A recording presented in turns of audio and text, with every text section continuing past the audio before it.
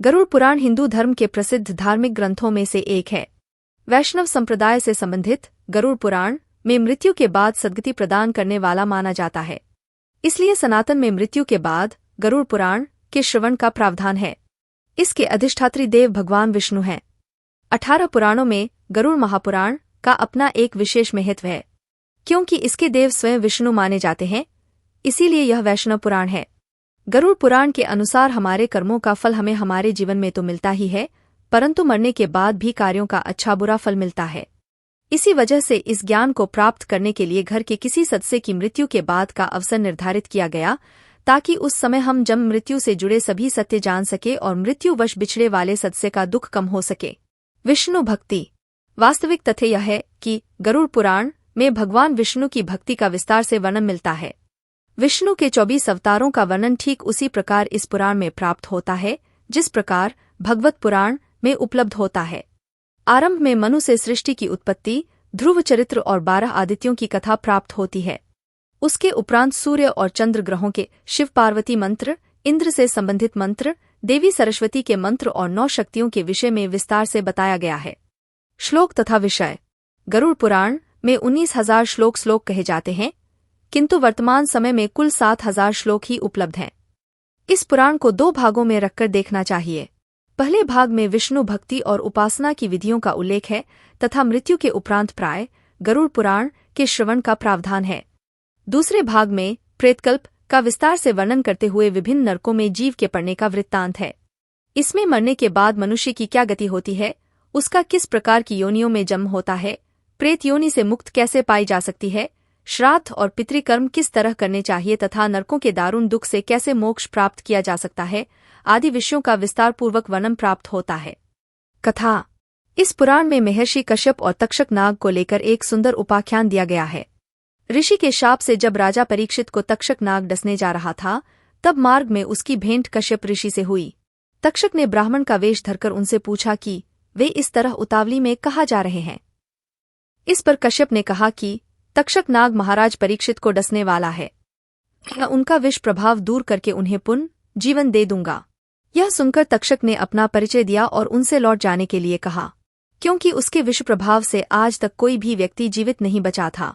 तब कश्यप ऋषि ने कहा कि वे अपनी मंत्र शक्ति से राजा परीक्षित का विष प्रभाव दूर कर देंगे। इस पर तक्षक ने कहा कि यदि ऐसी बात है तो आप इस वृक्ष को फिर से हराभरा करके दिखाइए, मैं इसे डसकर अभी भस्म किए देता हूँ।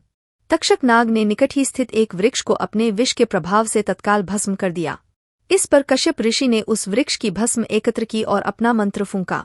तभी तक्षक ने आश्चर्य से देखा कि उस भस्म में से कोम्पल फूट आई और देखते ही देखते वह हराभरा वृक्ष हो गया। हैरान तक्षक ने ऋषि से पूछा कि वे राजा का भला करने किस कारण से जा रहे हैं। ऋषि ने उत्तर दिया कि उन्हें वहां से प्रचुर धन की प्राप्ति होगी। इस पर तक्षक ने उन्हें उनकी संभावना से भी अधिक धन देकर वापस भेज दिया। गरुड़ पुराण में कहा गया है कि कश्यप ऋषि का यह प्रभाव गरुड़ पुराण सुनने से ही बड़ा था। सार तत्व। इस पुराण में नीति संबंधी सार तत्व, आयुर्वेद, गया तीर्थ का महात्म्य, श्राद्ध विधि, दशावतार चारित्र तथा सूर्यचंद्र वंशों का वर्णन विस्तार से प्राप्त होता है। बीच बीच में कुछ अन्य वंशों का भी उल्लेख है। इसके अतिरिक्त गारुड़ी विद्या मंत्र, पक्षी स्वाहा और विष्णु पंजस्तोत्र आदि का वर्णन भी मिलता है।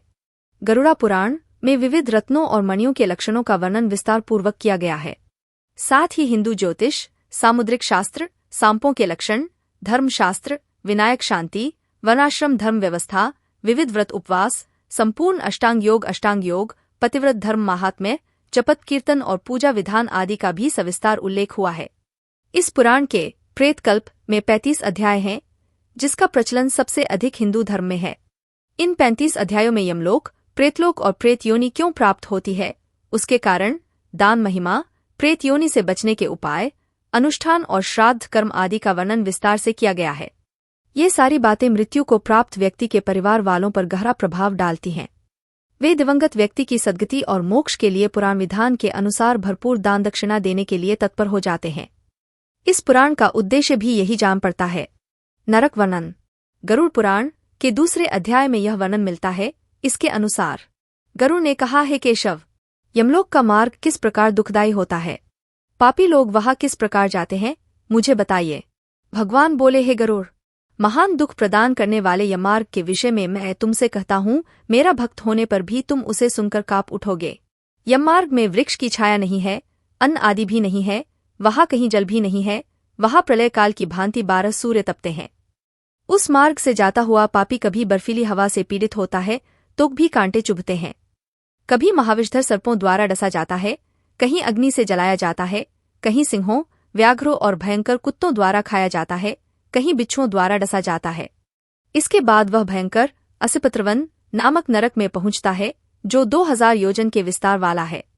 यह वन कौओं, उल्लुओं, गीधों, सरघों तथा डौंसों से व्याप्त है।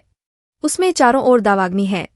वह जीव कहीं अंधे कुएं में गिरता है, कहीं पर्वत से गिरता है, कहीं छुरे की धार पर चलता है, कहीं कीलों के ऊपर चलता है, कहीं घने अंधकार में गिरता है, कहीं उग्र जल में गिरता है, कहीं जोंकों से भरे हुए कीचड़ में गिरता है, कहीं तपी हुई बालुका से व्याप्त और धधकते ताम्रमय मार्ग, कहीं अंगार राशि, कहीं अत्यधिक धुएं से भरे मार्ग पर उसे चलना पड़ता है, कहीं अंगार वृष्टि, कहीं बिजली गिरने, शिलावृष्टि, कहीं रक्त की, कहीं शस्त्र की और कहीं गर्म जल की वृष्टि होती है, कहीं खारे कीचड़ की वृष्टि होती है, कहीं मवाद, रक्त तथा विष्ठा से भरे हुए तालाब हैं।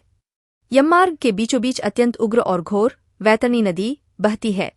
वह देखने पर दुखदायिनी है। उसकी आवाज भय पैदा करने वाली है। वह 100 योजन चौड़ी और पीप तथा रक्त से भरी है। हड्डियों के समूह से उसके तट बने हैं। यह विशाल घड़ियालों से भरी है। हे गरुड़, आए पापी को देखकर वह नदी ज्वाला और धूम से भरकर कड़ाह में खौलते घी की तरह हो जाती है। यह नदी सुई के समान मुख वाले भयानक कीड़ों से भरी है। वज्र के समान चोंच वाले बड़े बड़े गीध हैं। इसके प्रवाह में गिरे पापी, हे भाई, हा पुत्र, हा तात, कहते हुए विलाप करते हैं। भूख प्यास से व्याकुल हो पापी रक्त का पान करते हैं। बहुत से बिच्छू तथा काले सांपों से व्याप्त उस नदी के बीच में गिरे हुए पापियों की रक्षा करने वाला कोई नहीं है। उसके सैकड़ों, हजारों भंवरों में पड़कर पापी पाताल में चले जाते हैं, क्षण भर में ही ऊपर चले आते हैं। कुछ पापी पाश में बंधे होते हैं, कुछ अंकुश में फंसा कर खींचे जाते हैं और कुछ कों द्वारा खींचे जाते हैं। वे पापी गर्दन हाथ पैरों में जंजीरों से बंधे होते हैं। उनकी पीठ पर लोहे के भार होते हैं। अत्यंत घोर यमदूतों द्वारा मुग्धरों से पीटे जाते हुए रक्त वमन करते हैं तथा वमन किए रक्त को पीते हैं। इस प्रकार 17 दिन तक वायु वेग से चलते हुए 18वें दिन वह प्रेत सौम्यपुर में जाता है।